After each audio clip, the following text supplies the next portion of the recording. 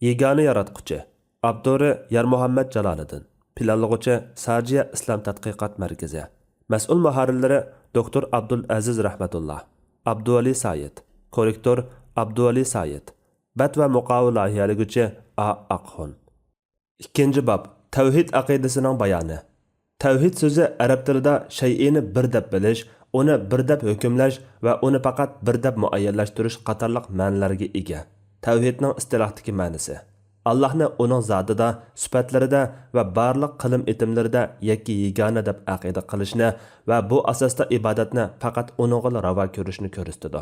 Tavhid Allohning bor va birligidan iborat muqarrar haqiqatdan putib chiqqan bir butun gavdining ma'nolar olamidagi obrazidir. U islomning javhari va islom madaniyatidan iborat buyuk chinorning g'oli va yildizidir. Navoda islom madaniyatiga timsol bo'ladigan bir kimlik bor deyilsa, u kimlik dal tavhiddir. Allohning barligi va birligini tunib, ammo uningdagi ma'nolarning haqiqatini tunib yetmaslik, go'yo cho'lda suvga muhtoj bo'lib qolgan birining yaqin suv topolmagan, ammo uni ichishdan mahrum bo'lgan kishining ahvoliga o'xshash tragediya deyishga bo'ladi. Chunki tavhid insonlar aro haqiqat sifatida o'ttirg'a chiqqan Xudo haqidagi barliq tushunchalar va izohotlarda aqliy jihatdan sog'lom, naqliy paketlari haqiqat bo'lishi nuqtasidan mustaqil yo'l ayirish kerak bo'ladigan muhim nuqtadir. Bir insonning Xudo haqidagi tushunchasining sog'lom bo'lishi yoki bo'lmasligi, uning ozg'unliq yoki hidoyat yo'liga qarab ilgarilayotganligi tavhid yo'lida to'g'ri qadam bosgan yoki bosmaganligi bilan o'lchanadi. Shundaqla bu uning Allohning bor va birligiga oid tushunchasining qaysi darajada bo'lishi bilan munosabatlik. Yana kelib, aqliy va naqliy dalillarda Alloh bor va bir degan bu haqiqat muqarrarlashgan bir ahvolda Allohdan boshqa hech bir iloh yo'q degan bu aqidaning haqiqati va ayrim halqalarga qadar astoydil tunishish zaruriyati ko'z yumib o'tishga bo'lmaydigan bir palladir. Buning haqiqatini tunish bo'lsa, faqat tavhiddan iborat bu markaziy hukmni tushunish orqali mumkin bo'ladi. Shunga biz bu bobda tavhidni yuqorqi ta'bir asosida izohlash orqali Allohning birligining mohiyatlik ma'nosi va buningdan Allohga munosabatlik bilinmasi bo'lmaydigan mazmunlar bilan tunishib o'tamiz. Albatta, tavhid bir dinning ul asosi bo'lgan ekan, uning chetilish doirasining dinning barliq sohalariga qadar keng va umum bo'lishi tabiiy. Tavhid haqida to'xtalish navoda bu nuqtadan chiqish qilinganida buningda munosabatlik mazmunlarni kitobning biror bobiga sig'dirish mumkin bo'lmaydi. Albatta, shunga bu bobda tavhid haqida yuqorqi ta'birni chiqish qilgan asosda Allohning yakka yeganaligiga chetiradigan munosabatlik mazmunlarni bayon qilish bilan kifoyalanamiz. Darvaqa tavhid hukmi Allohning barligi va yakka yeganaligidan iborat buyuk haqiqatga yo'g'rilgan ma'nolar hamda buning taqozzolarini o'z ichiga olgan umum hukm.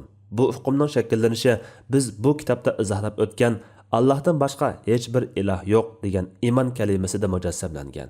Biz aqliy va naqliy dalillar asosida Allohning yakka yeganiligini dalillagan bo'lsaqmi, ammo bu dalillangan yakka yeganilikning nimalarni o'z ichiga oldiganligi haqida konkret bayonlar yo'q. Shunga biz dalillar asosida Allohni yakka yegani degan ekanmiz, yakka yegani degan bu hukmning qaysi jihatlarni o'z ichiga oladiganligini va nimalarni ko'zda tutadiganligini bilishimizga to'g'ri keladi. Chunki tilimizda tavhidning eng yuqori pallasiga ishorat bo'ladigan yakka va yegana degan ikki so'zdan birikkan bir atalg'u ishlatilgan bo'lib, yakka so'zida Xudoning zotida bir ekanligini ifodalangan bo'lsa, yegana so'zida uning bir bo'lishining zoti va sifatlarini o'z ichiga olgan barliq jihatlarda bir ekanligi, uning hech bir o'xshashi va sherigi yo'qligi, tangdoshsiz va birdan bir ekanligi qatorliq ma'nolar mujassamlangan. Bu xuddi muqarrar mavjudiyat ma'nosi mujassamlangan Xudo hukmiga, olamning paydo bo'lganligi va har ishning birdinli paydo bo'lishining cho'qim bir sabab bilan bo'lganligi ma'nosi mujassamlangan. Olam hadis hukmi qatorliqlarga o'xshash yakka yegana so'zidimi Allohni ta'riflashda uning eng to'g'ri ta'rifini va eng suzuk ta'birini ifodalaydigan so'zlar tanlanib ishlatilgan. Mushundaq intayin ixcham va ma'nosi cho'nqur bo'lgan birikma so'zning lug'at zapsimizdan o'rin olishi, keng umumlashishi hamda mushundaq bir hukmga ega so'zlarning 1000 yildan ortiq madaniyatimizning yiligi sifatida til odatimizda davomlashib kelishi bugungi avlodlarning bu mirosni ajdodlari kabi sog'lom va suzuk tushunishining naqadar muhim va zarur ekanligini ko'rsatib beradi. Ilmiy nuqtadan ilib aytgandimi, Xudoning qaysi nuqtadan birligini, qaysi nuqtadan yeganiligini bilish sog'lom va to'g'ri e'tiqodning taqozzolaridandir.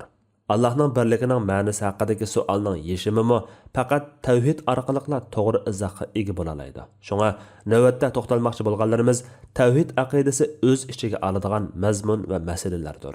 Tavhidning yuqorida bayon qilib o'tilgan ta'biriga qaraydigan bo'lsak, tavhid Allohning yakka yeganaligi hukmining mundaq bir qancha nuqtaga yig'inchoqlanganligini ko'ramiz. Birinchi, Allohning zotida yakka yegani ekanligi. Ikkinchi, Allohning sifatlarida yakka yegani ekanligi. Uchinchi, Allohning qilim etimlarida yakka yegani ekanligi. To'rtinchi, faqat uningla ibodatga loyiq ekanligi.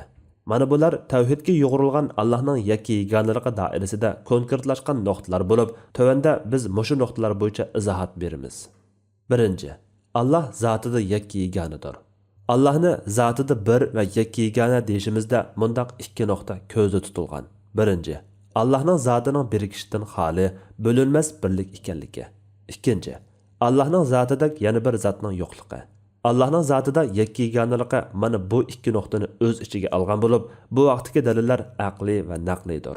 O'rnak beradigan bo'lsak, tuvandagi oyatlar mazkur masalaning naqliy asoslaridir. Hech shay'i Allohga o'xshash emasdir. Shura surasi 11-oyat. Aytqinki, u Alloh yakka yeganidir. Shura surasi 12-oyat. Sizlarning ilohinglar bir ilohdir. Uningdan boshqa hech iloh yo'qdir. Baqara surasi 163-oyat. Ey Muhammad, aytqinki, u haqiqatan birla ilohdir. Baqara surasi 163-oyat. Yuqorqi oyatlar muayyanlashtirmoqdaki, Alloh faqat birdir va uning birligimi hech narsaga o'xshash emasdir. Yuqorqi birinchi nuqtada Allohning zotini tarkiblanishdan xoli deyishimiz, uning zotining a'zolaridan birikkan moddiy olam va u o'z ichiga olgan shay'lardan juz'iylardan putib chiqqan bo'lishidan pok ekanligidir. Ma'lumki, inson ko'rgan va bilgan narsasini tasavvurida jonlantira oladi. Ammo Allohning zotida yegana deganda, uning insonning bilish va tasavvur doirasidagi biror zotga o'xshab qolishi mumkin bo'lmaydi. Chunki dalillar isbotlab kelganidek, hech shay'i Allohga o'xshamaydi. Odam badanini ilib aytsak, uning zoti bir qurilma bo'lib, har qaysi a'zolardan tarkib topgan.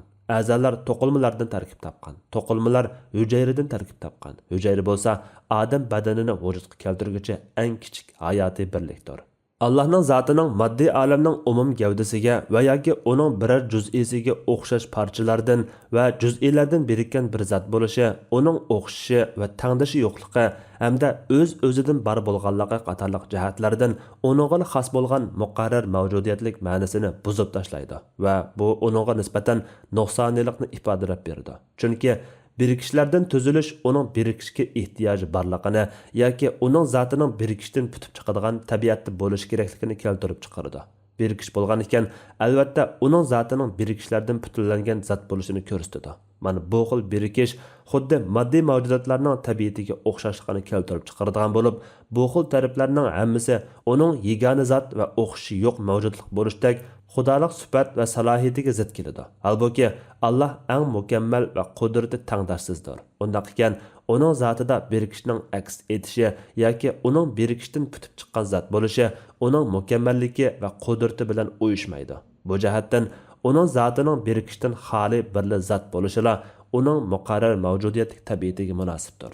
Yana bir nuqtadan qarasak, zotning bo'linishini va uning juz'iylari bo'lishini tasavvur qilish moddiy mavjudotlarga o'xshash hajmi, doirasi, soni, ig'irlik yoki yeniklik, cho'nglik yoki kichiklik degandek o'lchamlar bilan o'lchash mumkinchiligi kelib chiqishdan saqlanolmaydi. Bumi zamon, holat, makon qatorliq omillarga daxil bo'lishdek oqibatdan qutulolmaydi. Halbuki yuqoridagi o'lcham, miqdor va songa to'g'ri kelishlarning hammasi moddiy mavjudotlarda bor xususiyat. Shundaqla cho'ng, kichik, ig'ir, yenik, zamon, makon qatorliqlarning hammasi Allohning qonuniyat asosida borliqqa keltirishi bilan bar bo'lgan Allohning maxluqidir. Ya'ni hammasi moddiy mavjudiyatlarda ko'riladigan va yoki mumkin mavjudiyatlarga ishlaydigan xususiyat, o'lchamlardir. Hech bir o'xshi yo'qligi muqarrar bo'lgan Xudoning zotida hodisaviy mavjudliklarning tabiati tabilishi, moddiy mavjudotning xarakteri, xususiyati va yoki shularga munosabatli qonuniyat va qoidalarning uning zotiga tatbiqlanishi, uning muqarrar mavjudiyat bo'lishi va hech o'xshishining bo'lmasligidan iborat Xudoda cho'qim bo'lishga tegishli eng aqalliy xususiyatlarga zid keladi. Bu nuqtadanmi Allohning zoti birikish va bo'linishlardan pokdir. Shundaqla uning zotidek yana bir zot mavjud emasdir. Uningdek yana bir zotning bo'lishi demak, uningdek yana bir mavjudiyat borligini, uningdek yana bir xudo borligini da'vo qilish bo'lib, aqliy va naqliy dalillar xudodek yana bir xudoning bo'lishining mumkin emasligini dalillaydi. Shunga uning zotidagi birlik tabiati bo'linmas birlik bo'lib qolmay, o'xshi yo'qligi va yeganaligidan biridir. Hech shay Allohga o'xshamaydi deyishning aqliy asosi mana budir. Allohning zoti boshqa har qanday mavjudiyatning zotiga o'xshamaydi. Bo'libmi, uning bizning bilish doiramizdagi mavjudotlarga o'xshash juz'iylardan, parchalar va bo'laklardan tutgan bir zot bo'lib qolishi uning azaliy mavjudiyatiga va xudolik salohiyatiga ziddir. Bu vaqtda Imom Raziy mundaq deydi: Zotining bo'linmas bir bo'lishi shuningdinki navoda xudoning zoti birikishlardan tutgan bo'lganida birikishning butunlashida har bir juz'ining tal bo'lishini taqozo qiladi.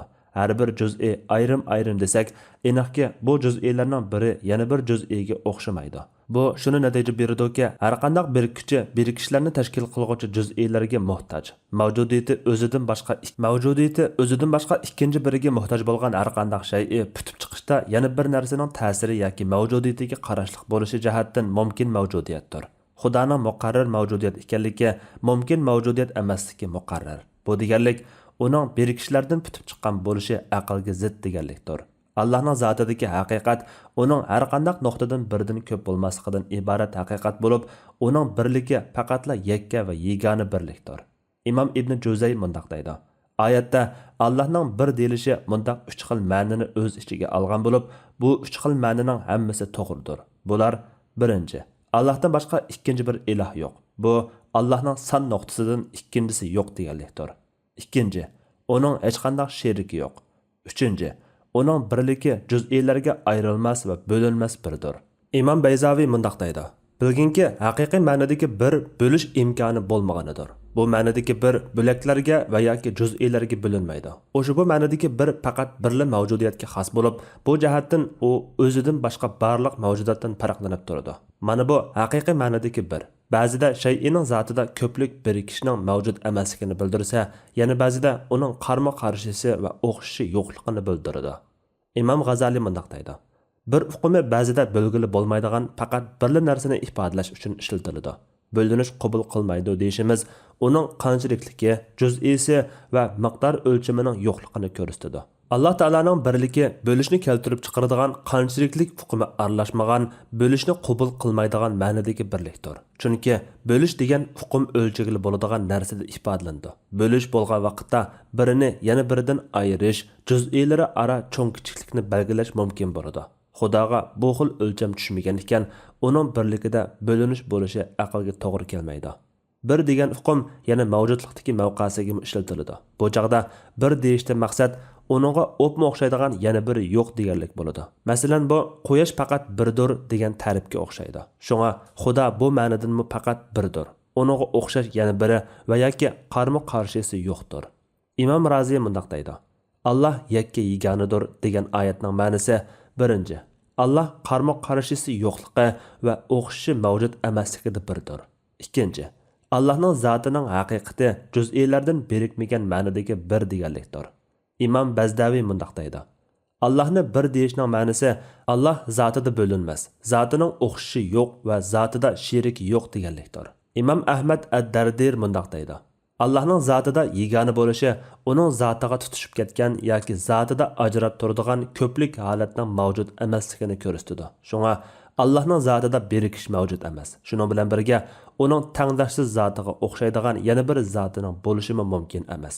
Demakchiki, Allohning zoti bir-biriga birikkan juz'iylardan putib chiqqan emas. Undaq bo'lmaganda birikish jihatda hodisaviy shaylarga o'xshash bo'lib qoladi-da, uni biriktirgan yana biriga muhtoj bo'lishi kelib chiqadi. Ammo bundaq bo'lishi mumkin emas. Allama Mahmud Abu Daqiqa mundaq deydi: Allohning zotida bir bo'lishining aniqlamasi shuki, navoda Allohning zoti juz'iylardan birikib turib putib chiqqan zot bo'lganida, uning zotining mavjud bo'lishi ashu juz'iylarning bo'lishiga ehtiyojli bo'lib qolgan bo'ladi.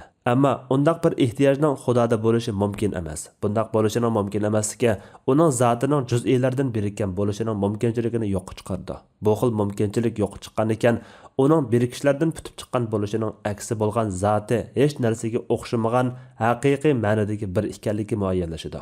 Imom Safarini al-Hanbali aytadi: Allohning zoti hech qachon nuqtadan bo'linmaydi. Uning sifatlari uning zotidan ayrim sifatlar emas. Uning sifatlari maxluqotlarning sifatlariga o'xshamaydi. Shundaqla uning qilim etimlariga birisining sherikdorchiligi aralashib qolgan emas.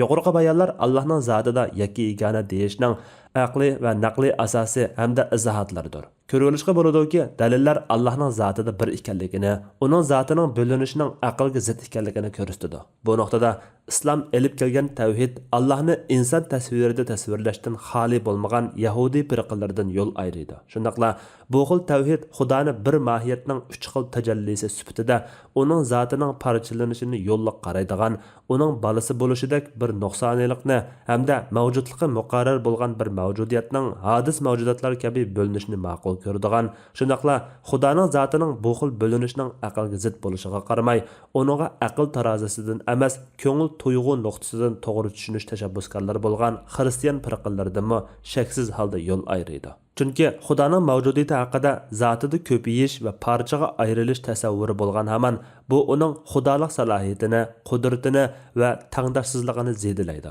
Balasi bo'lishdek bir vaziyatning ehtimolga ilinishi, uning ma'lum juz'isining moddiy mavjudlik bilan giralashganligi yoki inson teniga tushishi qatorliqlarning hammasi shaksiz holda Xudoning qudrati va zotining nuqsonsizligi, hech bir o'xshashi va tangdoshi yo'qligidan iborat po'latdek faktlar orqali isbotlangan xudolik salohiyat va mukammallikka ziddir. Halbuki Xudo eng mukammal va qudrati taqdirsizdir. Shundaq turib, o'xshashi yo'q. Faqatla birli mavjudiyatning zotida parchalanishining bo'lishi va bu parchaning inson, ya'ni Isoning ruhiga tushib, uni xudolik maqomiga ko'tarishi qatorliqlar mohiyatda Xudoning zotidagi taqdirsizlik, tabiatidagi qudrat va mukammallikni zedilashdan boshqa narsa emasdir.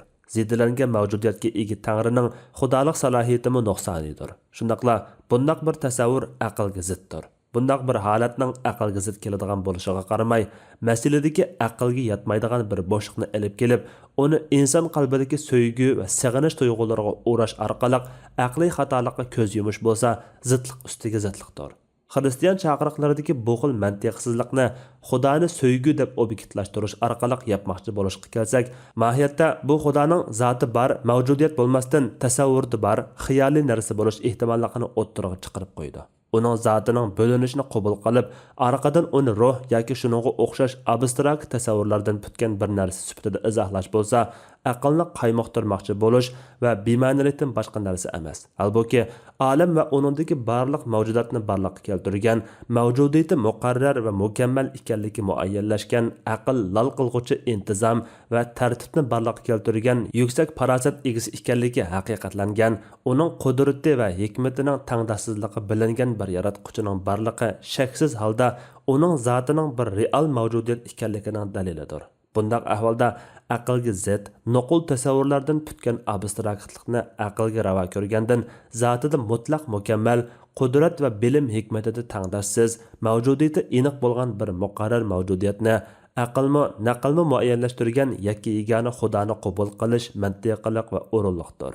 Shunga bu jihatdan mayli Yahudi aqidasidek Xudoning zotini moddiy suratlash va uni shay'iylar tasavvuriga o'xshatish orqali uning xudoligiga nuqson keltirish bo'lsin, yoki Xristian aqidasidek uning zotining juz'iylashishiga yo'l qo'yish, uning juz'isining insonga tushishini, zotining bo'linishini, mayli bu bo'linish atalmish ruhiy bo'linish deyilgan taqdirdami, da'vo qilishlar mantiqsizlik va aqlga ziddir. Xudoni faqat zehnidagi tasavvur sifatida sevgi yoki muhabbat qatorliq abstrakt hukmlar bilan ta'riflash bilan cheklanish, uning mavjudiyatini faqatla zehn ichiga, xiyollar doirasiga qamab qo'yish, natijada uni tasavvurdan putgan xiyollar dovisiga aylantirib qo'yish qatorliqlar bo'lsa, Xudo uchun butunlay bema'nilik hamda uning borligiga doir aqli, naqli va ilmiy dalillarga ziddir. Allohning birligi san nuqtasidan emas. Allohning zotida bir ekanligi haqidagi izohatlardan biri uning bir bo'lishining san nuqtasidan emasligidir. Albatta, bu xil tushuncha aqlni darhol g'idiqlashi va undaqda qaysi nuqtadan bir degan savolga javob berishga qistishi tabiiy. Halbuki bu xil xulosa Qur'oniy nuqtadan ilgari surilgan bo'lib, Qur'onning ko'plagan oyatlarida Allohning birligini ko'rsatadigan va sanoqda keladigan vahid, ya'ni bir kalimasi ishlatilgan. Faqat birla oyatda ahad yakki yegani kalimasi ishlatilgan. Undan boshqa oyatlarda bo'lsa mazmunida faqat birla Xudo mavjudligini bildiradigan oyatlar, shundaqla buning aqliy tahlillari o'ttirig'i qo'yilgan. Allohning zotining bo'linmagan juz'iylardan putmagan va parchalardan birikmagan birlik ma'nosida ekanligi, shundaqla uningdek yana bir zotning bo'lishining mumkin emasligi qatorliqlar uning birligining san-sanoq nuqtasidan emasligini muayyanlashtirish orqali muqarrarlashtirilgandir. Buning eng gavdali taraflaridan biri bir uqumini ifodalaydigan vahid so'ziga qaraganda stilistikalik ma'nosi texmi keng va cho'nqur bo'lgan ahad so'zining kelishidir. Qur'on istimoliga ko'ra vahid so'zi Allohning o'xshishi va uningdek yana birining yo'qligini ko'rsatsa, tavhidning tub asosi so'zlangan Ixlos surasida ahad deb kelganligi ushbu birlikning yanama cho'nqur ma'niga ega ekanligini muayyanlashtiradi. Shunga vahid va ahad sifatlarining Xudoning yakka yegonaligini sifatlashda ishlatilishi uning bir bo'lishining son nuqtasidan emasligini, balki dal Ixlos surasida bayon qilinganidek sheriki va tangdishi yo'qligi nuqtasidan ekanligini, yana Shura surasida kelganidek uning hech o'xshishi yo'qligi nuqtasidan ekanligini, zotidagi bir bo'lishma bizning mavjudiyatimiz va olamdagi shay'larning mavjudiyati kabi birikish va ko'payishdan barliqqa kelgan zot emasligini, balki uning zotining bo'linmas va o'xshishi yo'q hamda tangdishi yo'q zot ekanligini bildirib kelgan.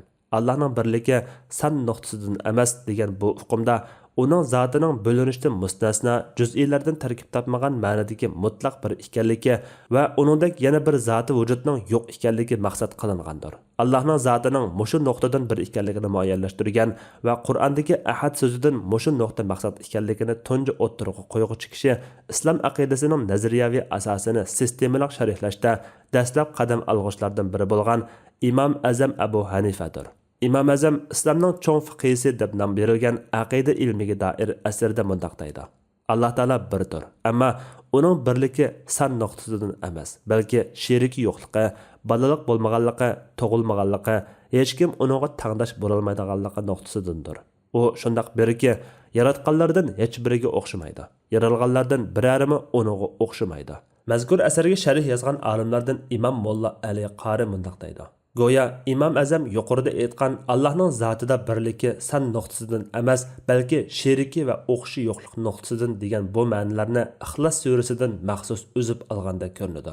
Bu yerdagi son nuqtasidan bir emasligini o'ttirg'i qo'yish, darvaqa Allohning zotining bir bo'lishida moddiy mavjudotlar va mumkin mavjudiyatlarning tabiati kabi juz'iylardan jism yoki bir hukmi doirasiga kirgizilgili, o'lchigili va miqdorligili bo'ladigan har qanday xususiyatlarning uning zotida yo'qligi, balki uning zoti faqat uningga ma'lum bo'lib, mavjudot va maxluqotlardan hech birining uningga o'xshamaydiganligi ko'zda tutilgandir. Bilimizki, shay'ini bir deb son bilan belgilagan bo'lsak, uning son nuqtasidan bir bo'lishi uning zotining juz'iylardan tarkib topgan bo'lishini chetga qoqilmaydi. Masalan, bu faqat bir bino degan bo'lsak, bino degan obyektiv son nuqtasidan bir bo'lib, bu bir doirasiga ashu binoning bir butunligini qo'rashtirib turgan, uni bir gavda holatida tutib turgan juz'ilari uning bino bo'lib putib chiqishiga ketarlik barliq ham materiallarini o'z ichiga olgan holdagi biridir. Ammo bizning Allohni bir deyishimiz bu nuqtadagi bir emas. Ya'ni songa olg'ili, moddiy ko'zning ko'rish obyekti qilg'ili, uning zotining hajmini o'lchab, doirasini belgilab olg'ili bo'ladigan, ya'ni songa o'ltiradigan ma'nodagi bir emas. Chunki bu ma'nodagi bir doirasiga kiradigan shay'lar hammasi uning yaratganlarga tatbiqlanadigan, balki shu shay'larning o'zimi Xudoning yaratishi bilan bar bo'lgan narsalardir. Shunga uning zotida bir deganimiz songa olg'ili bo'ladigan bir bo'lmasdan, uning zotidek yana bir zotning yo'qligi, uningdek yana bir Xudoning yo'qligi nuqtasidan birdir. İmam İbn al-Bayadi İmam Azamning yuqorqi so'ziga bergan izohatida mundaq deydi: İmam Azamning Allohni son nuqtasidan bir deyishida uning zotining muqarrar mavjudiyatlikda, zoti qudrati va mukammal hikmat parasti qatorliqlarga o'xshash taraflarda hamda mohiyat va xususiyat qatorliq jihatlarda uningdek yana birining bo'lishidan pok ekanligi ko'zda tutilgan. Shuningdek yana Allohning zotining birikishlardan, ko'payishlardan putgan zot bo'lishi va bu ikki xil xususiyat keltirib chiqaradigan jismoniylik va yoki bo'shliq egallash qatorliq xususiyatlardan pok ekanligi ko'zda tutilgan. Shunga İmam Azamning bu bayoni Allohning zotini mazkur xususiyat va sifatlardan pok deb bilish orqali uning zotida yakka yegani bo'lishning taqozzolariga ishorat qilgandir. Buni yana tuvandagi nuqtalar orqali tushunish mumkin. 1. San nuqtasidan bir deyilganda bu bir faqat uningga xos bo'lgan birlikni ko'rsatib berolmaydi. Chunki san nuqtasidan hisoblanadigan birlik juz'iylikka ega har bir narsaning ayrilmas taqozzolaridandir. Shunga Imom Azamning bu so'zi san nuqtasidan tushuniladigan birlik bo'lmasdan uning zotida juz'iylashish barliqi muddaosini chiqarib tashlaydigan birlikdir. Shunga u Allohni qaysi nuqtadan bir deyishga mumkinligiga ishorat qilgan so'zida Allah san nuqtasidan emas, balki sheriki yo'qligi nuqtasidan birdir deb ko'rsatgan. Ya'ni Xudoning ilohlik haqiqatida hamda xarakter xususiyatida faqat bir ekanligi ishorat qilingan. Chunki Xudoning bu nuqtalarda sheriki bo'lishi aqlgami va xudolik salohiyatgami to'g'ri kelmaydi. Navoda o'xshash ikki zot bor degandimi, birini yana biridan ayirib turadigan farq yo'q bo'lgan bo'lib, farqlantirish mumkin bo'lmaydigan o'xshashlikning tang mavjud bo'lishining ilohlik salohiyatda zarur taqozo sifatida bo'lsin va yoki ehtimolliklardan birisi sifatida bo'lsin, puttirib turilmaydiganligi oshkoridir. Ikki zotni farqlantirish mumkin bo'lib qaratdi, ammo farqlantirish mumkin bo'lmadi. Natijada ikkilik degan narsaning bo'lishiga imkon qolmaydi. Zodi iymon bor deyilsa, ashu ikki deyilayotgan zotning birlashidan maydonga kelgan bir zot bor bo'lish ehtimoli kelib chiqishi mumkin. Ammo bumi bundaq birlashish va birikish qatorliqlar moddiy mavjudiyatning xususiyati bo'lgach, uning bundaq birikishlardan maydonga kelgan bir zot bo'lishi mumkin emasdir. Ikkinchi, Imom Azamning Allohni balaliq bo'lmaganligi nuqtasidanmi bir deyishga kelsak, Allohdan bala maydonga kelish mumkinligi emas, chunki hech narsa uningga turdosh bo'la olmaydi. Shundoq ekan, uning jufti yoki balasi bo'lishi mumkin emas. Chunki u istaklarni qamdashga yoki o'ziga o'rinbosar tiklashga hojati yo'q. Bala demak, o'z juz'isining o'zidan ayrilib, ikkinchi juz'iy aktivlanishi demakdir. Halbuki Alloh barliq shay'ini o'rnaksiz yaratquchi, mutlaq barpo qilg'uchisidir. Shunga bundaq bir zot balani natijalantiradigan ta'sirlashni ishqa oshirishi faktor. Tug'ilmagan bo'lishi nuqtasidan bir deyishga kelsak, bu Allohning bar bo'lishining biror manbani ariq ko'rinish qilmaganligi nuqtasidan deyilgandir. Chunki Alloh o'z-o'zidan bar, muqarrar mavjud bo'lib, tug'ilgan har qanday narsa hodisdir. Shundaqla ikki manbaning parchalaridan birikkan bo'lishi hodislikdir. Halbuki birikish mumkin mavjudiyatning tabiati va ehtiyojining taqozosi bo'lganlikdan Allohning zotida birikish bo'lishi mumkin emas. Chunki har qanday birikkan shay'ining putib chiqishi birikmalardagi har bir juz'ining yana bir juz'iga birikish ehtiyojining kafolatlanishi asosida vujudga keladi. Vujudga kelishida g'ayriga ehtiyoji bo'lish mumkin mavjudiyatning xususiyatidir. Navoda mumkin mavjudiyatning g'ayriga bo'lgan muhtojligini zotining o'zida emas, balki zotdan tashqari edi degan taqdirdami o'xshashdir. Chunki mumkin mavjudiyatga juz'iylardagi birikish ishqa oshmasa, uningga zot degan hukmni bergili bo'lmaydi.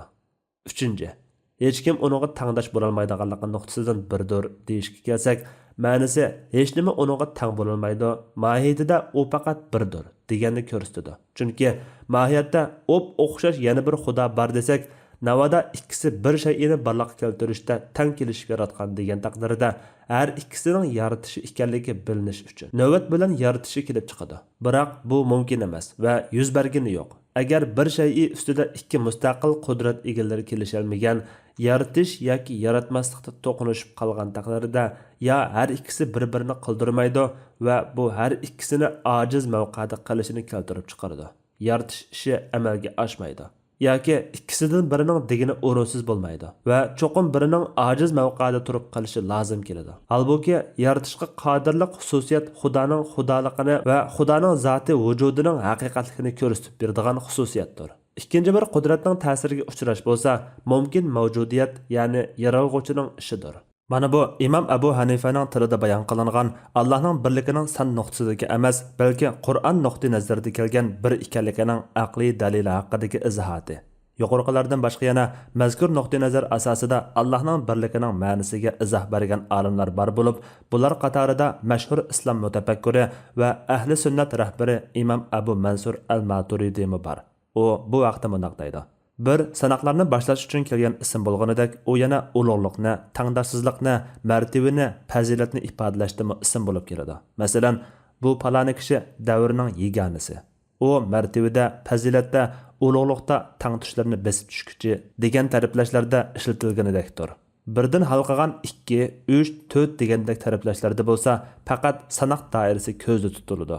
U yana mundaq deydi: Allohning birligi va ilohligining faqat uningga xos ekanligi isbotlangan ekan, uning son nuqtasidan bir emasligi isbotlangan bo'ladi. Chunki bir son doirasiga kirgan har narsada u o'z ichiga olgan yerimi, juz'isi qatorliqlar bo'ladi. Allah haqidagi dalillardan uning birligining o'xshishi va qarama-qarshisi yo'qligi nuqtasidan ekanligi jazmlashidi.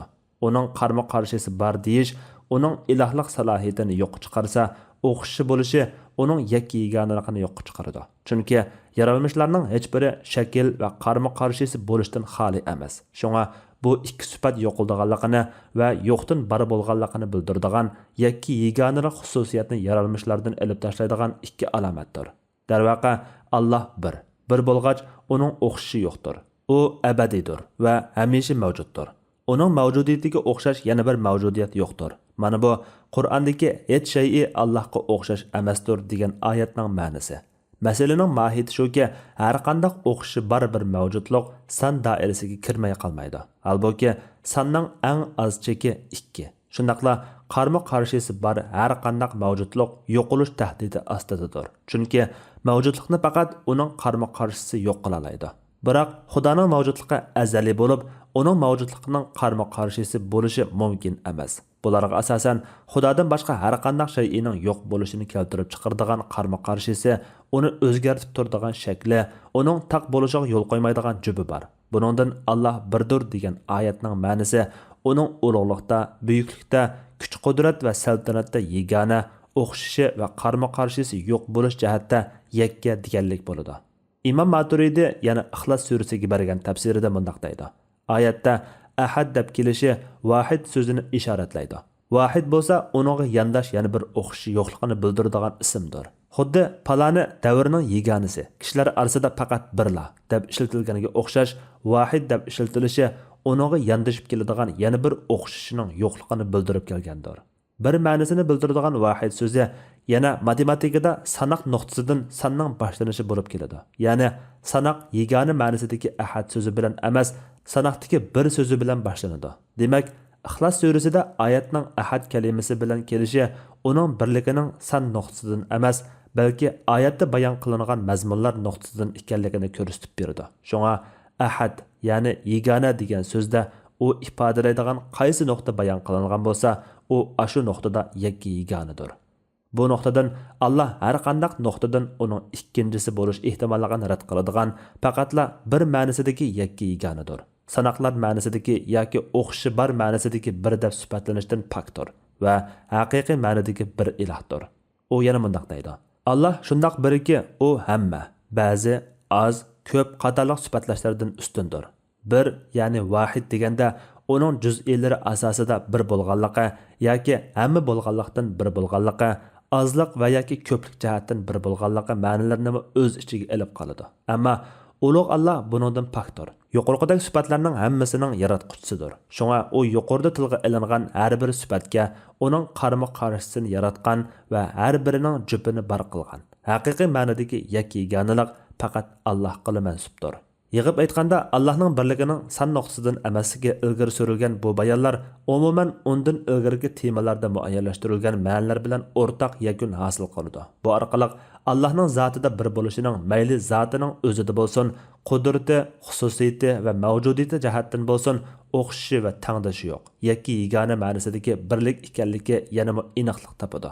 Bu o'rinda shuni tilga olmay bo'lmaydiki, tilimizda Allohning birligining son nuqtasidan bir emasligini, balki uning o'xshishi va tangdoshi yo'qligi jihatdan yakka yeganaligi, qisqasi Allohning tavhidi xususida eng fasohatlik, eng go'zal va shirin iboralar bilan yo'ritma berganlarni eslashga to'g'ri kelsa, ulug' mutafakkir Yusuf Xasajib buning eng tipik namoyandalaridan deb aytishga bo'ladi.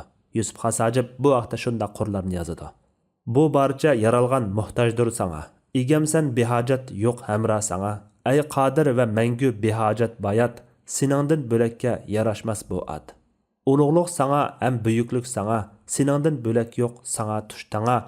Ay birsan berikmas sana boshqa bir, burun sen jimidin oxir.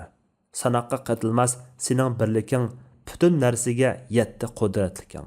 Gumon yo'qki birsan ay mangu xudo, o'zing har nechuk san sanoq sirtida. Shu tosh biluvchi ay haqqul yaqin. Ko'zimdan yiroqsan ko'ngilga yaqin, erur barlig'ing kun va oydak yo'ruq, teginga yetkichi ko'ngil aql yo'q. Yuqoriqilardan xulosa shuki, Alloh zotida birdir.